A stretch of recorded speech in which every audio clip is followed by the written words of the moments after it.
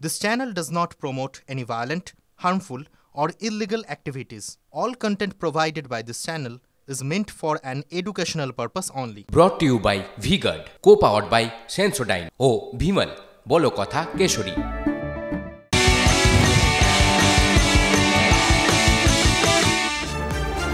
নমস্কার, আপনারা দেখছেন TV9 বাংলা। শুভজিৎ রয়েছে আপনাদের সঙ্গে। সকাল 8টা মানে আপনারা জানেন 8টায় 8 রিপোর্টার এক্সক্লুসিভ। বেশ কিছু গুরুত্বপূর্ণ খবর, অত্যন্ত গুরুত্বপূর্ণ খবর উইথ লেটেস্ট আপডেট আপনাদের সামনে আমরা তুলে ধরবো। আমার সহকর্মীরা থাকবেন।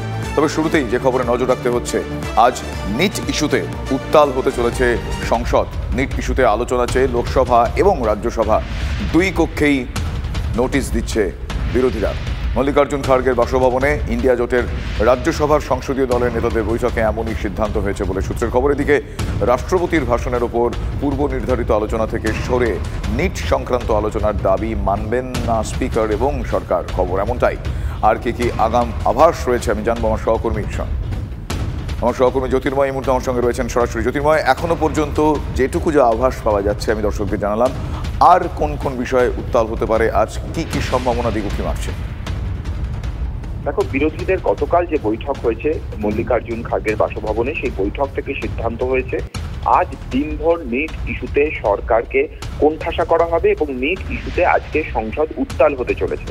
আর কিছুক্ষণের মধ্যেই যে খবর আমাদের কাছে আসতে চলেছে তা হচ্ছে সংসদের দুই কক্ষেই মুলতবি প্রস্তাব জমা দিতে চলেছে বিরোধী সাংসদরা। অর্থাৎ যাবতীয় যা পূর্ব নির্ধারিত আলোচনা রয়েছে, অর্থাৎ রাষ্ট্রপতির ভাষণের উপর আলোচনা না করে নিট ইস্যুতে আলাদা করে আলোচনা প্রয়োজন বলে বিরোধীরা দাবি জানাবে। সরকারি সূত্র থেকে যে খবর আমরা পাচ্ছি, এই দাবি স্পিকার এবং সরকার পক্ষ কোনো পরিস্থিতিতেই মানবে না। ফলত এক্ষেত্রে তীব্র বিক্ষোভের চেহারা যে লোকসভা এবং রাজ্যসভায় নেবে এবং বিরোধীরা যে এক্ষেত্রে আক্রমণাত্মক অবস্থান নেবেন সেই বিষয়টি পুরোপুরিভাবে স্পষ্ট। কিন্তু এরপরও যদি লোকসভা এবং রাজ্যসভায় দু কক্ষেই পূর্ব নির্ধারিত রাষ্ট্রপতির ভাষণের উপর যে আলোচনা রয়েছে সেই আলোচনা যদি হয়, তাহলে সেই আলোচনার পরিসরকে কাজে লাগিয়েও নিট ইস্যুতে সরকারকে আক্রমণ করাই আজকে সব থেকে বড় লক্ষ্য বলে সূত্র মারফত আমরা খবর পাচ্ছি। ধন্যবাদ জ্যোতির্ময়।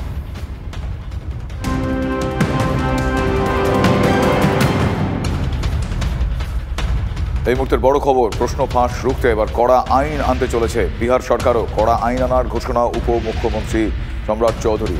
বিধানসভার বাদল অধিবেশনে নতুন আইন পাশের সম্ভাবনা।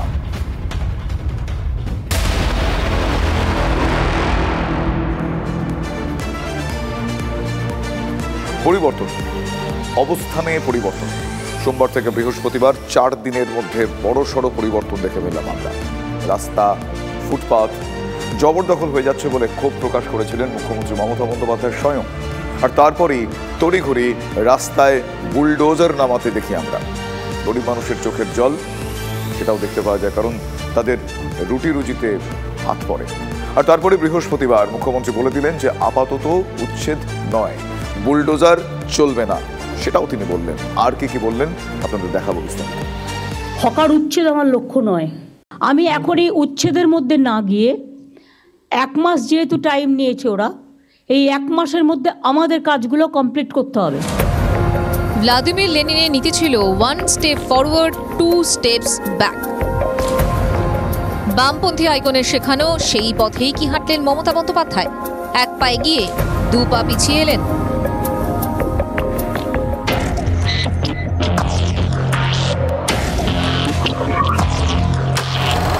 ঘটনাচক্রে একবার চোখ রাখা যাক সোমবার বিকেল।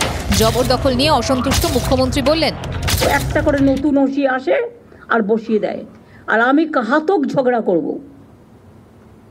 আমি রাস্তায় গেলেই দেখতে পাই পুলিশের চোখে পড়ে না, সব চোখে ঠুলি দিয়ে বসে আছে। এনক্রোচমেন্ট হয়ে গেছে, একটা করে তিপ্পল লাগাচ্ছে, একটা করে বসে পড়ছে, একটা করে তিপ্পল লাগাচ্ছে, একটা করে বসে পড়ছে। কেন? ওয়াই? মুখ্যমন্ত্রী বলা মাত্রই সক্রিয় পুলিশ পুরসভা। সোমবার সন্ধ্যে থেকেই শুরু হয় ফুটপাত সাফাই। মঙ্গলবারই সল্টলেকে নেমে পড়ে বুলডোজার, যে বুলডোজার এতদিন যোগী রাজ্যে দেখতে অভ্যস্ত ছিল বাঙালি। বুধবার নিউ টাউনের সামনে কোল ভবন, কলকাতায় চিড়িয়াখানার সামনে বুলডোজার নামে। বৃহস্পতিবার সকাল থেকেই জেলায় জেলায় বুলডোজারের দাপট। ভাঙা দোকানের সামনে দাঁড়িয়ে গরিব গুরব মানুষের আরতি।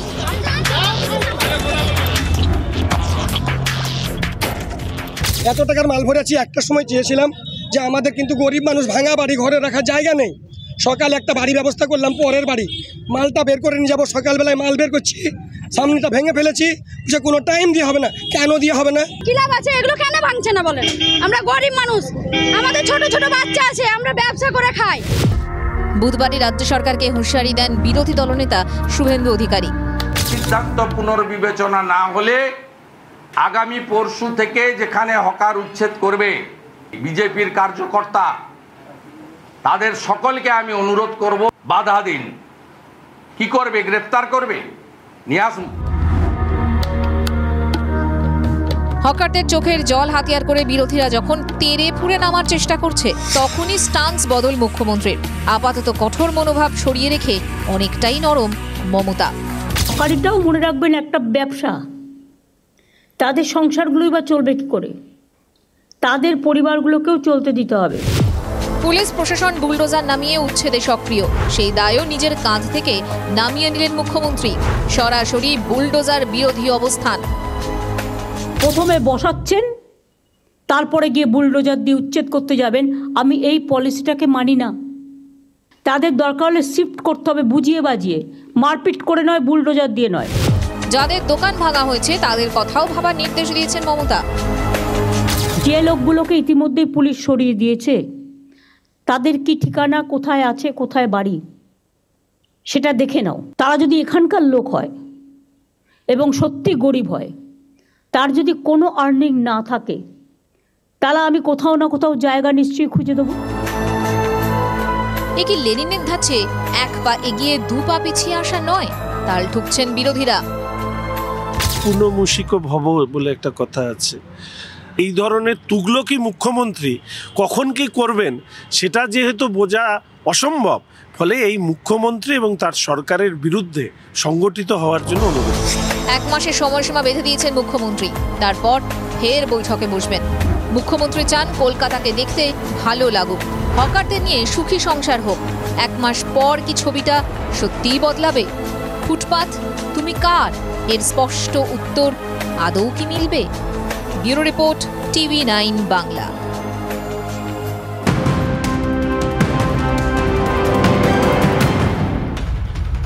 বর্ষার শুরুতেই বেহাল রামনগরী অযোধ্যা। ধস রামপথে হনুমানগাড়ি থেকে রাম মন্দিরগামী রাস্তা চওড়া করা হয়েছিল। ধস নামায় রাম মন্দির যাওয়ার প্রধান রাস্তা কার্যত অবরুদ্ধ। রাস্তা মেরামতির কাজ শুরু করেছে অযোধ্যা প্রশাসন। Brought to you by V-Guard, co-powered by Sensodyne O Vimal, বলো কথা কেশরী।